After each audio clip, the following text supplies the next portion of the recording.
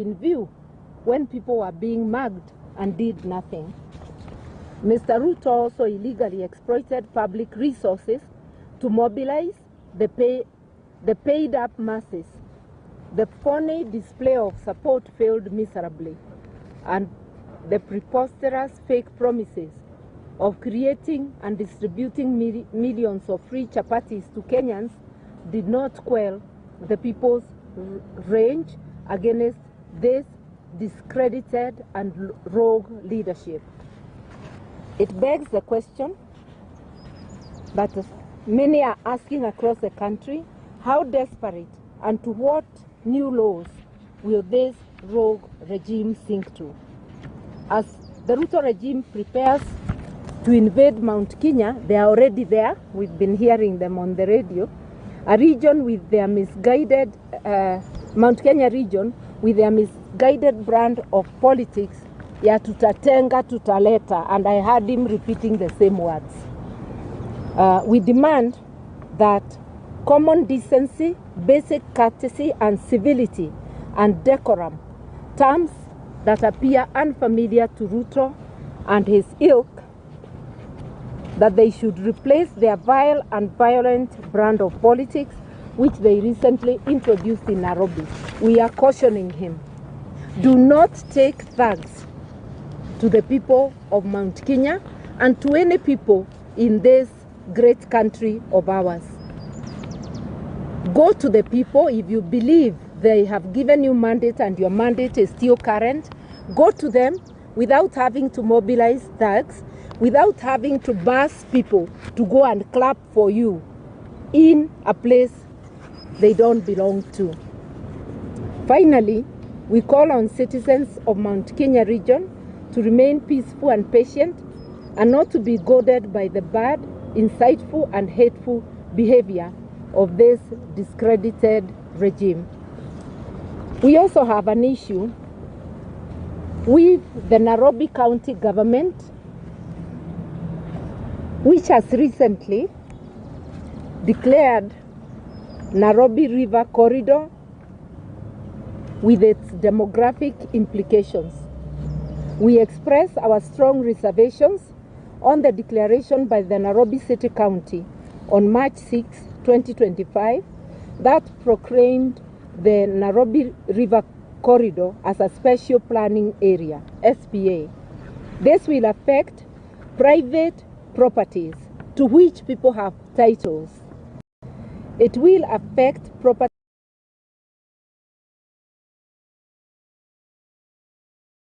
from Naivasha Road to Ruai, including along the tributaries of Nairobi River. We remind the Nairobi City County government that conversion of private property into public land is a function of the National Land Commission, NLC. It is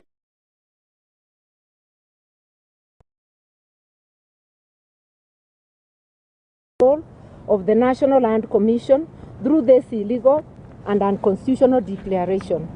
In order to make a declaration like this, noting that via the Constitution, rivers and lakes belong to the national government, not to counties.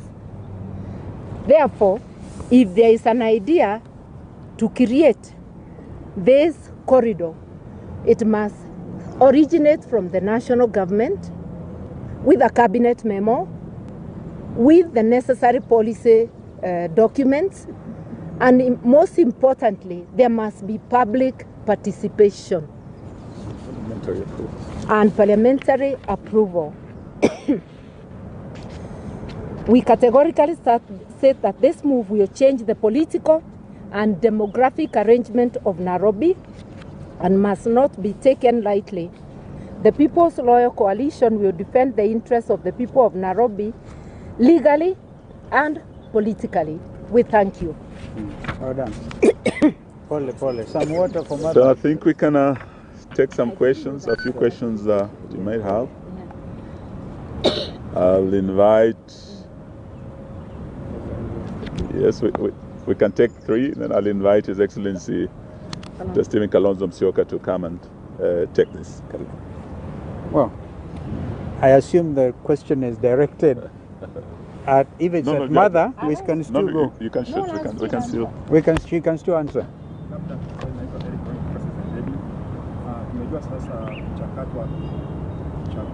Sauti kidogo.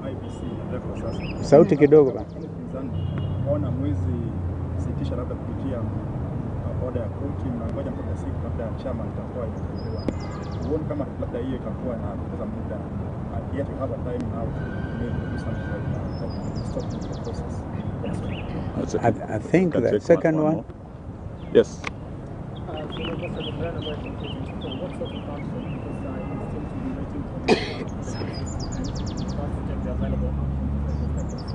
What sort of action that the opposition intends to take on the people that will be, I thought they will not be involved in the final appointment? And also, do you believe that the selection panel will actually carry out an independent kind of appointment when it comes to the I think I can deal with those and my colleagues can add. Kwanza kabisa swala hili lina umuhimu mkubwa sana. Na sisi hatutakaa kitako tu na kungojea uamuzi wa pande moja kutoa list ya wale ambao watakuwa wameteuliwa kama wenyekiti ama mwenyekiti na pia wanachama wa tume ya IEBC. Kama alivyosema dada yangu Martha, tuko tayari kuchukua hatua yoyote ile ambayo tunaonelea ina umuhimu na hatutakaa tu tungojee. Kwa hivyo kwanza, awamu ya kwanza ni kwamba walifanya ma-interview ya wale ambao walikuwa wanataka kuwa wenyekiti. Sasa wanaendelea na kuwa interview wale ambao ni commissioner, members wa tume yenyewe. Tunaangalia kabisa kwa kindani, hatulali. Na mimi mnakumbuka kwamba siku chache tu zilizopita niliandika barua nikamwandikia Mheshimiwa Raila na pia nikampa kopi Mheshimiwa William Ruto. Swala hili ni la sisi zote. Haliwezi kuwa swala la upande moja. Kwa sababu ukiwa ni upande moja basi Wakenya na dunia nzima itaelewa kwamba hii ni William Ruto Commission. Na hiyo hatuwezi kuruhusu. So, I hope I've answered your question. We will not just sit by, we are watching. We are watching and it is good that kwa mfano tunatarajia kwamba the panel yenyewe inaweza ikasaidia Wakenya kusema fulani aliscore 80%, 70%, mambo kama haya. Uwazi. Ni lazima liwe swala la uwazi ili Wakenya wajue kwamba wakijiandaa kwenda uchaguzi na ukuja whenever that will be, watakuwa na imani kwamba hawa sio watu wa kununuliwa. Kumbukeni yaliyofanyika 2022 when my sister was a running mate ya Raila. Bado Wakenya wengi wana machungu yaliyoonekana wakati huo ni lazima yakomeshwe. Kipindi hiki, safari hii, we are not leaving anything to chance. We can take 2 more. Yes, that's why We are happy. Tawashukuruni kama ni hayo tu. I think it's okay. Swali ambalo tunaona mnasubiri hadi kuisha na wewe mwenyewe tunasubiri IEBC inafaa iwe haraka. Haraka haraka ina umuhimu sana. Haraka ni swala nyeti, my sister can add, lakini tuajiandaa, nikwambia tuko tayari. Tuko tayari kungangana kwa vyovyote vile, politically, legally. Hatuwezi kuachilia hii bwana. Yeah, you can add. Oh, please add. Nafikiri umeuliza kwa Kiswahili, yule kwa Kimombo. But it's basically the same issue. Ya kwamba kwa nini tumengoja hadi sasa. Ukisikia statement yetu tumesema pahala tumefikia sasa. Lazima kuwe na pande mbili ambazo sasa zitaamua ni kina nani ambao sasa watakuwa wale chairman ama commissioners. Ile ripoti ya NADCO ilikuwa clear ya kwamba mazungumzo hayo mpaka yawe kati ya upinzani na serikali. Kwa sasa Mheshimiwa Raila na chama chake cha ODM wameingia kwenye serikali, na yeye na Bwana Ruto wako kwa serikali ya broad based. Sisi ambao tumesalia kwa upinzani tumesimama na wananchi na Gen Z na tumesema hatutaingia serikali ya Zakayo, hatuko kwenye broad based. Kwa hivyo haiwezekani pahala tumefikia Bwana Raila na Bwana Ruto wakutane kwenye ikulu wakiwa watu wa broad based wasemezane peke yao. Hiyo itakuwa kinyume na yale maafikiano yalikuwa kule Bomas ya NADCO. Na hayo hayakuwa tu mazungumzo, yaliweka kwenye sheria, yalipelekwa bungeni. Kwa hivyo tuambia Bwana Ruto na Bwana Raila, kama wao walio serikalini sasa broad based watawacha upinzani nje, hatutakubaliana na uteuzi wa mwenyekiti ajaye. Na tuna haki kwenda mahakamani sababu tuliweka ile ripoti kwenye sheria. Na ndio sababu kwa statement yetu tumesema masuala haya sasa tutashughulikia kisiasa na vile vile kisheria. Mawakili wetu wako tayari, wakili wetu Ndegwa Njiro wako hapa na wengine kuelekea mahakamani. Mheshimiwa Kalonzo kama aliyekuwa mwenyekiti wa NADCO ashamwandikia Mheshimiwa Raila barua kumkumbusha haya ndio maelewano tulikuwa nayo Bomas. Wewe umeingia serikalini na usituambie ati hauko ndani ya serikali. Watu walikuwa wanasema Mheshimiwa Kalonzo ndio watermelon, yani nje yako green, ndani yako red. Bwana Raila hawezi sema yeye ako kwa upinzani na anasema ako kwa serikali. Sasa Raila ndiye amekuwa watermelon kabisa.